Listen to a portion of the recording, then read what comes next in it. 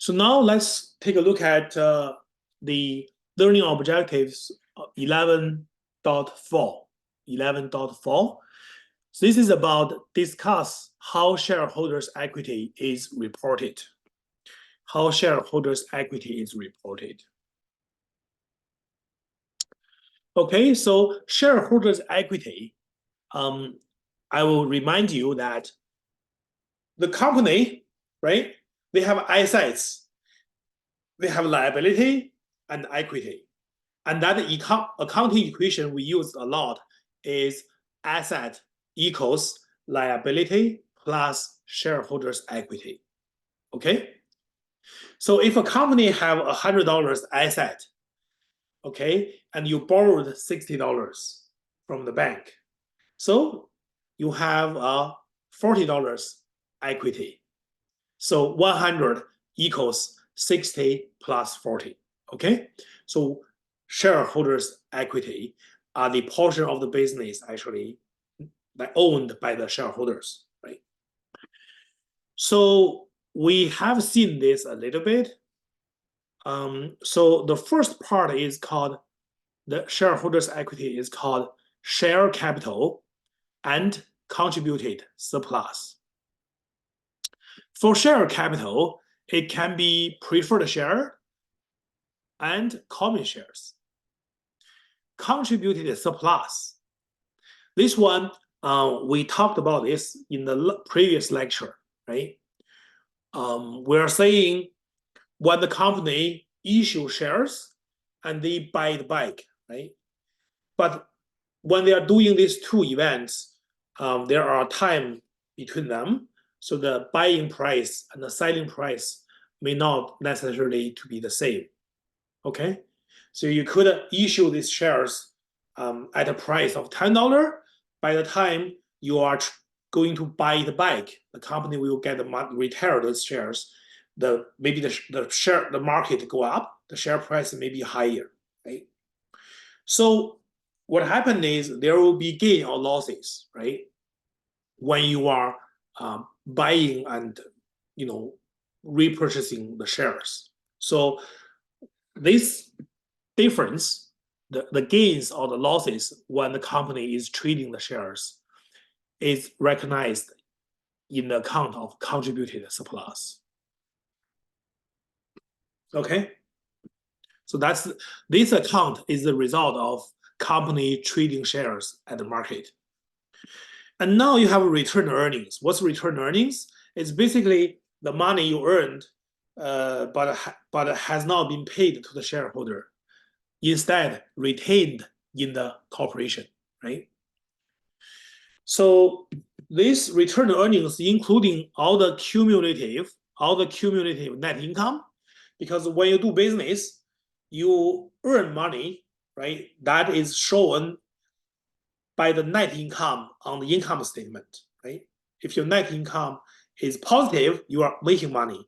If you have a net loss, you have a negative number, you are losing money, right? So return earnings will capture, the earnings every year, right, from the beginning. Okay, so every year you add a net income, but you are going to deduct the dividend declared. Why? Because that part of earning was actually distributed to the shareholders. They are not retained in the company. Therefore, it's not a returned earning. Right? So the dividend declaration is going to reduce your return earnings. Okay. Sometimes a certain portion of the return earnings may be restricted. Okay. So it's not available for dividend. It's not like you can always, release the entire amount of return earnings as in the form of dividend.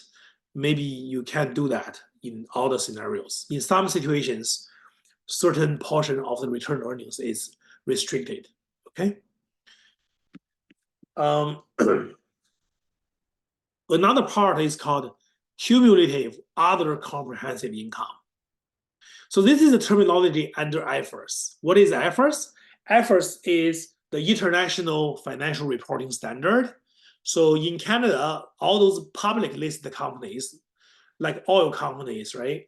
They have to report their accounting using the IFRS standard. Okay. And then, so there are different things under cumulative other comprehensive income, but I will not go through this because this is the introductory financial accounting course. Once you go into the third year, if you are accounting major, you are going to learn in details about IFRS versus ISB. Okay. But for the benefit of the scope of this course, I will not go into very detail to explain the cumulative other comprehensive income.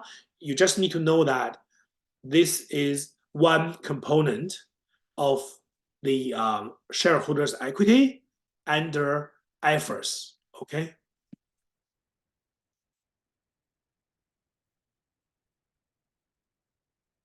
Does anyone have any questions so far?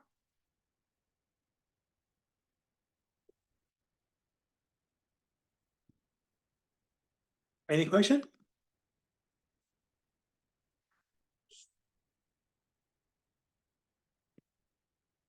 No? Okay.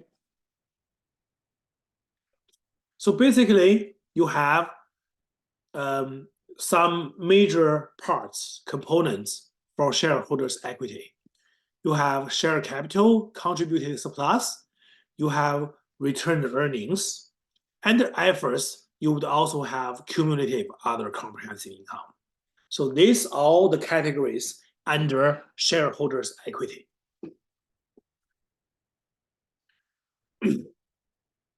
So comprehensive income, normally, right, when we are a small private business, we would say net income or loss, okay? And that will be added to the return earnings, right, or deficit, okay? But once we talk about IFRS, the concept of comprehensive income, they are more comprehensive, right?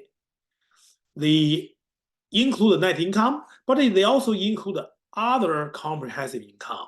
So not all the income will be captured by net income. There are other comprehensive income, which again, I will not go into depth.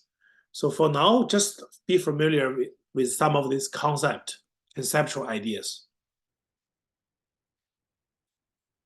Okay, now let's take a look at this statement of changes in equity, right? So first, what are the equities? Share capital, contributed surplus, returned earnings, and the cumulative other comprehensive income. So that's the four component of shareholders' equity. Okay.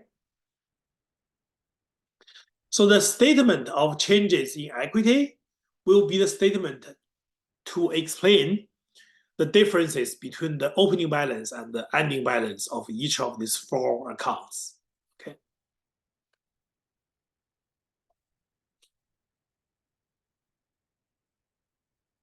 So this would be under IFRS, right? The big public companies. And for the small and private business, by the way, in Canada, probably more than 80% of the business are small and business. Okay. So what is ASPE? This is accounting standard for private enterprises. In Canada, the majority of the business people, they either have their own business or they are running a family business. Like public companies are very, very rare, very, very low in percentage wise. Okay. For IFRS, under IFRS, the shareholders' equity have these four components. Okay. But for ASB, they are trying to simplify things if you are using the accounting standard following ASB. So basically, it's easy, just one equation, beginning return earning plus net income minus dividend declared. That is the ending returned earning amount. Okay, that is the ending returned earning amount. Okay, does anyone have any question on this one? Anybody have any question with learning objective 11.4?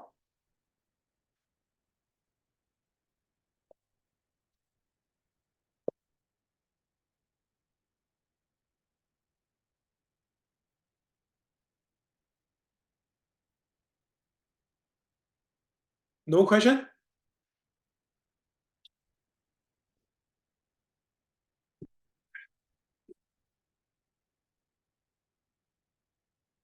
Okay.